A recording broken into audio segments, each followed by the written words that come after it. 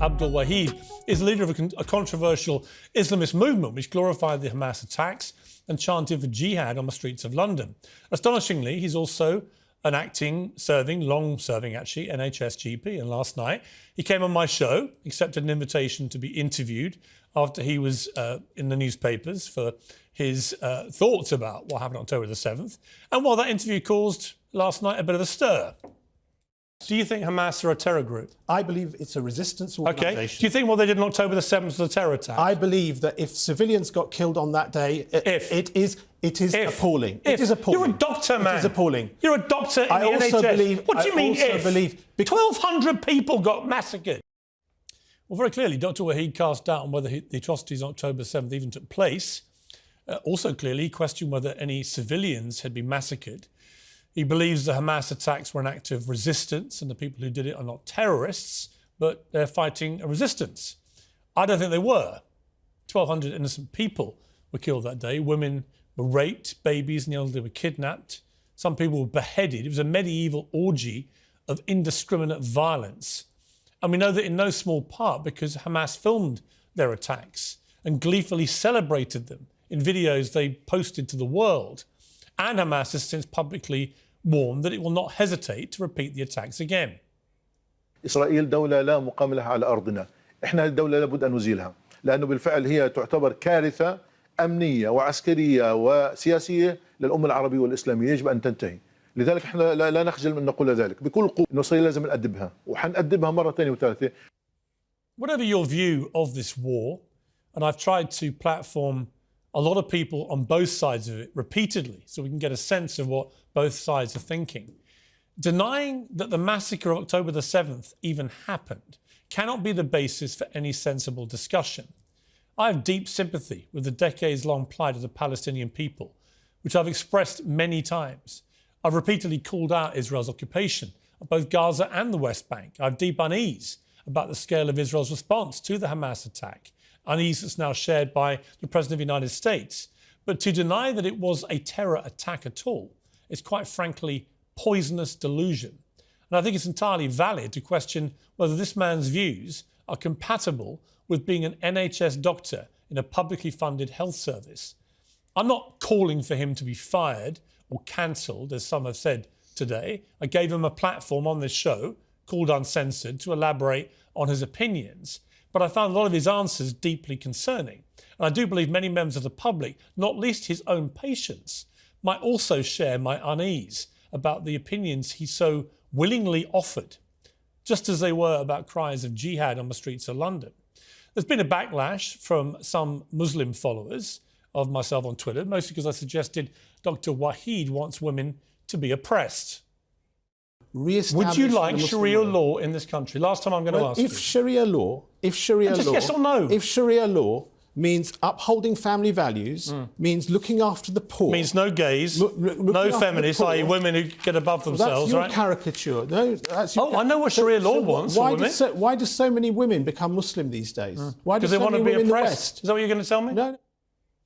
Well, I said that in the specific context of Dr. Wahid's desire for Sharia law in this country and his defence of a tweet from one of the members of his own organisation calling feminists and gay people filth. It's important to understand that context. I don't suggest for a moment that women who want to convert to Islam should do so for any other than perfectly good reasons. I have no problem with Islam as a religion or with Muslims. I have a problem, though, with people who endorse and support terrorism or who are blatantly homophobic or who are blatantly misogynist. Now, many people have since accused me of being, as I say, anti-Muslim, but I'm not. No one who watches this show could possibly reach that conclusion. Let me be crystal clear again.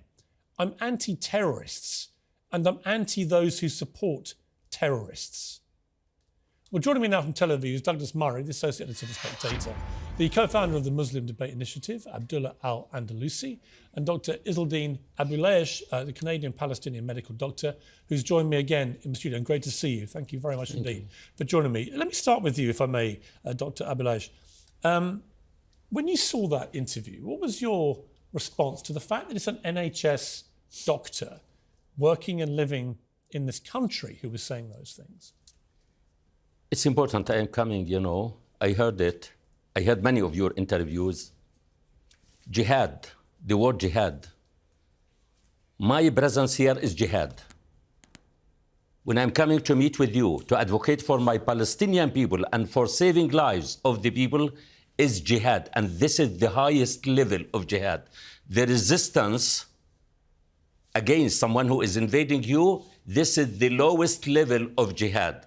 But jihad, when I'm traveling, when I am going to any place, even someone who is dying because of far away from his home is a kind of jihad. When we are fasting, when we are working, work is a jihad.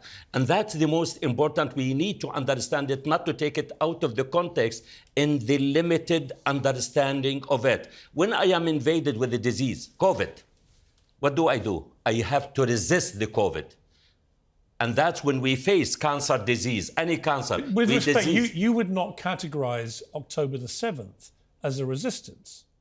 It's, I condemned the killing of any innocent human being. And for me, I was born, my daughters were killed before October 7th. Yes, I know. I was born as a Palestinian refugee before October 7th. My parents were refugees before 48. Yes. They were born in Palestine. So the history didn't start. The world is not created October 7th. That's what we need. And we are today. But I don't it's important. But let me continue. I don't think let me continue, please. All right. Today is the 12th of December. Today is the 12th of December where we have more than 23 Palestinians are killed. More than 45,000 are severely wounded. Even the damage in the Gaza Strip, as Borrell, the representative of Foreign Affairs in the European Union, it's far beyond the damage in Germany. For 6 years, in 2 months, more than that. So even, how many... That's not true, actually. Why? No, there was far more... He said that. Who said that? Borrell, the representative of the European Union, the Foreign Affairs. Yeah, but far more people died in World War II than have died in this war. The structural damage, the destruction. Well, there certainly would have been more damage in Germany in World War II. He mentioned that himself. Well, that won't be factually accurate. But here's my question, though, for you. It all comes back to me. I'm very happy to platform anybody on this show, right to the point where they try and convince me that what happened on October the 7th was not an act of terror. And when people refuse to concede that point, I find it very hard then to have a civilised discussion. It's why I got so annoyed last night. Well, can we... So, if I would you consider the killing of my daughters as terrorist? Well, I think it was appalling. And I think Do you consider it as terrorist? I do not consider Israel to be a terrorist organisation. The killing of my daughters? I think here's a question we have to ask ourselves, which is, since you have defended Israel's operation in Gaza as self-defence. Don't misquote me. I've defended... So you don't say it's part of their self-defence? No, let me clarify. OK. I've defended Israel's right to defend itself, right? Right. In fact, they have a duty to its civilians after Hamas's repeated threats since October the 7th to repeat it, to defend its civilians. So is the war in Gaza not self-defence, or is it according let me just clarify my position so you know, right? Yeah. However, I have repeatedly questioned the proportionality of Israel's response, as indeed their greatest allies But not the response itself. are now doing. But not the response itself, though. I think they're perfectly entitled to go and take out Hamas. So may I continue my question then? Yes. I'll ask you. So since you have justified their response, maybe not how they've carried it out exactly, but you justify their response as self-defence. Their right to defend themselves by taking out the terrorists who committed that atrocity, yes. OK. And presumably you refuse to call Israel, and you have refused when you've been asked to call Israel a terrorist organisation, government, or the IDF a terrorist organisation. Well, the difference is here we are. Well, hang on. In London. No. Let me finish my question, please. I have a question for you. I must clarify. Let me finish my question. You're making some statements that are a bit misleading. Sure. This country considers Hamas to be a prescribed terror group. They do not consider Israel to be a terrorist organisation, and nor do I. So that's the position. But I'm not asking you. The United States consider being... I'm not asking... It's important. I'm not asking the British government. I'm asking you, Piers. I don't think the British government isn't here. I do not think they're a terrorist organisation. Now let me finish my question, if I can ask the question as well, right, for us to discuss. So considering that you have justified the operation that Israel initiated as self-defence, and that you refuse to call Israel a terrorist organisation or a terrorist government, despite the fact that almost as many Palestinians, Gazans, have died under Israel's precision bombing than as Londoners have died during the whole year of the Blitz under German bombing, which wasn't precision bombing. And yet you still say that, well, Israel isn't a terrorist organization. I think the question we should be asking is, should you be suspended? Is it responsible to have a person with your views speaking to the public when you clearly refuse to condemn that which needs to be condemned, which was worse than the London Blitz? Those that condemn perfectly reasonable with precision weapons, and the Germans didn't even have precision weapons. Perfectly reasonable question. Yes. And you've asked me it on my show. Yes. The fact you're here and able to ask that, I think, is evidence that I'm prepared to listen to people who will look me in the eye and ask me difficult questions. Well, you didn't know I was going to say that, but anyway, yes. That's fine, but that's fine. You're perfectly entitled to it. Yeah. We believe in uncensored free speech here. Yeah. But let me ask you the question then, which I asked. You're not answering my question, but you haven't answered it. Well, I have. I said I don't think they're a terrorist organisation. Despite the fact that they've killed almost as many you've asked me a question. as Germans You've did asked me a question. when they bombed London under the Blitz for 1 year with non-precision bombs. I have given you an unequivocal answer. Now let me ask you if you can give me one. Yes. Do you believe Hamas are a terror organisation? Okay, and I'd like to ask you, what does that mean? Just answer my question. Well, I need clarification. Well, this country has prescribed them as a terror group. Do you think they are? Are you the British government? No, I'm asking you what you think. Okay, so I want a clarification. I gave you a simple, straight answer. What does it mean? No, you tell me. I don't know. You're asking me a question. You asked the question. You don't think they are a terror group? No, I want your definition of what is a terror group? An act that commits acts of terror, a group that commits terror attacks, as they did on October the 7th. So one that commits terror attack. All right, fine. So define terror. Do you want to answer the question or not? I do, but I just want clarification. No. We all know what terrorism is. No. We're going to go somewhere with this. We're going to go somewhere with this, right? Well, are you going to answer the question? Yes. Once I get your definition, what's a terror attack? The definition is as is laid down in international law. Which is? It's committing an act of terror. Which is terrorism. Are you asking questions you don't know the definition of? Well, why don't you tell me what you think it is? I don't know. You're asking the question. You've no idea what terrorism is. No, I want you to answer your question. I would say massacring 1,200 people on October the 7th in the way Hamas did is an act of terror. Do you agree? So killing civilians is an act of terror? No, that's not what I said. So then killing civilians is not an act of terror? On that scale is terrorism. So killing civilians is not an act of terror? You're not going to answer. Let me bring I want your definition. No. I want you to be consistent. We have a third guest. No, but I want to say something. All right. United States recognize PLO as a terrorist and it negotiates with PLO. This is one thing. The second, October 7 happened and many things happened after. Are we here just stuck there as a snapshot and to discuss it, or we want to discuss what after and what can be done in a positive way? That's the most important. I think they're all important issues, but right now, because of what happened in the fallout from last night's show, I specifically want to discuss the definition of terrorism, Hamas, and whether a British But Hamas is not the Palestinian people. Hang on. We haven't had that definition yet. I'm going to bring in our third definition. I'm going to bring in Douglas Murray. You're just sitting patiently here. Douglas, first of all, what was your reaction to this interview with an NHS doctor last night on this show? Well, let me first of all say that it's necessary to clear quite a lot of things up because we've heard quite a lot of hogwash in the last few minutes. Firstly, your guest last night is a member of an extremist organisation, Hizb ut-Tahrir, which is banned in many countries, including in European countries. And it's also banned in many Muslim countries. It's banned in Pakistan, it's banned in Egypt, and that's because these Muslim governments recognise that it is an extremist group that has a revolutionary ideology that wants to replace government in Muslim countries as well as in... do you know... Germany. One European country is banned in Douglas Murray. I'm not going to let you lie to the audience like you usually do. You're going to justify everything you say on this show, Douglas Murray. Right? So please, give me one country. Germany. It's not banned in Germany. I just said it's not banned in Germany. You're not listening. You're not listening. You're not listening. To the audience. Google it for yourself. Hizb ut-Tahrir in Germany, are they banned as an organisation? Is this Mr. Al-Andalusi? Can I just check? Because I can't see you. It is, Is that him? Yeah. OK. This is a guy, he's of no significance, but he's a guy who I have seen in studios for years spouting extreme Islamist rhetoric. Many years ago, he couldn't condemn the killing of the journalists at Charlie Hebdo. Last year, he wouldn't condemn the attempted murder of Salman Rushdie. Now he can't do this. He fails every single test. But let me get on to the question. I'm not going to engage. I'm not going to prove your lies. engage Let him in a speak, bun please. fight with this Islamist. Let me answer the question that Piers put to me before you try to interrupt again. Only if you don't lie. Let him Right. answer, please. I appreciate First that of doesn't mean all, you- Let him First- answer, please. But all right. First of all, I'm not going to keep being talked over by this Islamist blowhard. Let me speak. First of all, your first guest treated us to the first bit of mouthwash this evening by claiming that the word jihad can mean absolutely anything. Nonsense. When a big bearded member of Hizb ut-Tahrir calls for jihad on the streets of London, then they are not calling for an interpersonal struggle with the nature of the divine. They are calling for violence. And anyone who can't recognise that should be questioned about their own motives. Secondly, we've just been treated to a monologue about casualty figures in Gaza.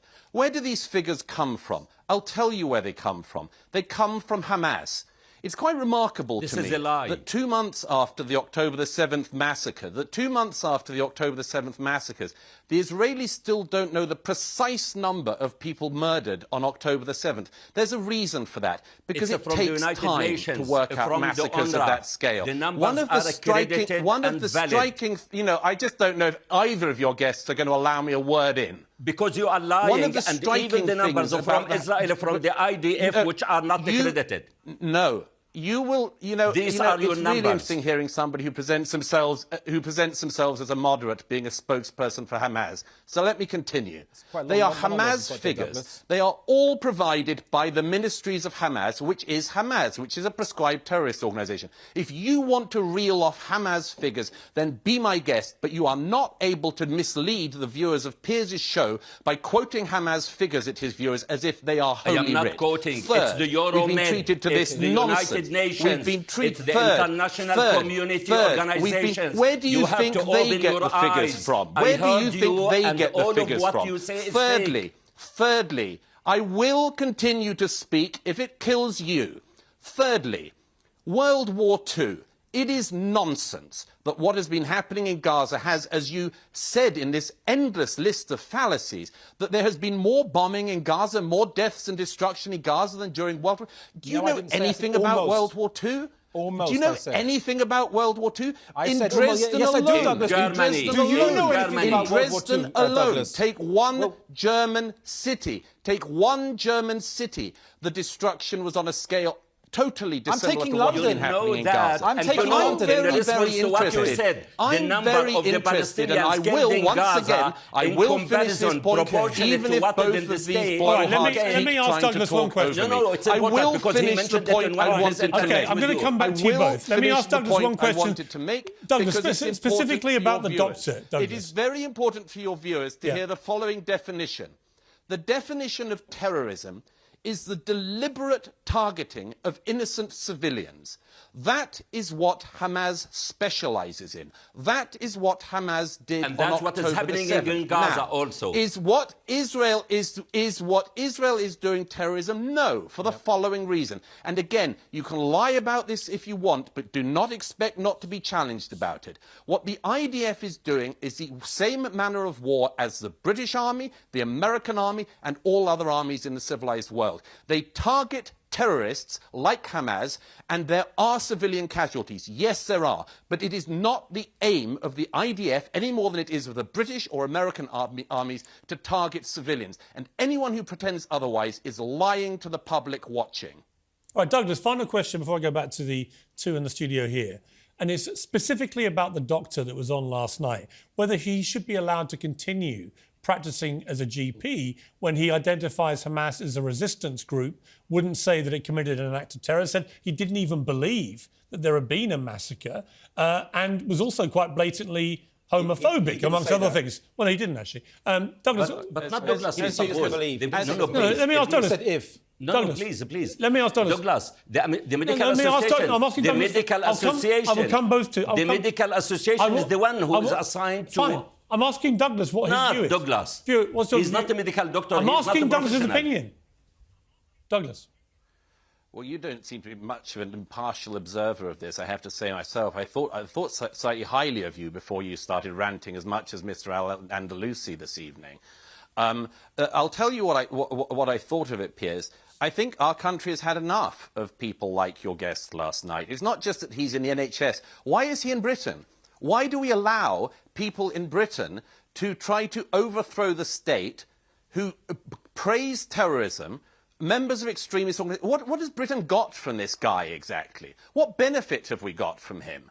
I mean, I wouldn't want to be an NHS patient going to him. I don't know if any Jews would particularly want to in Britain. I don't know if very many innocent people would want to go to this doctor. But my question is not just should he be able to practice. I want to know why our country of Britain has been such a soft touch for decades that we have Hamas leaders, terrorist spokespeople, Islamist sympathisers like your guest, Mr. Al-Andalusi, and now NHS doctors who are members of groups like Hizb ut-Tahrir that stand on the streets of London, call for jihad, call for Muslim armies to arise. I don't think our country benefits anything from these people. I think people like that should leave. We have no need of them.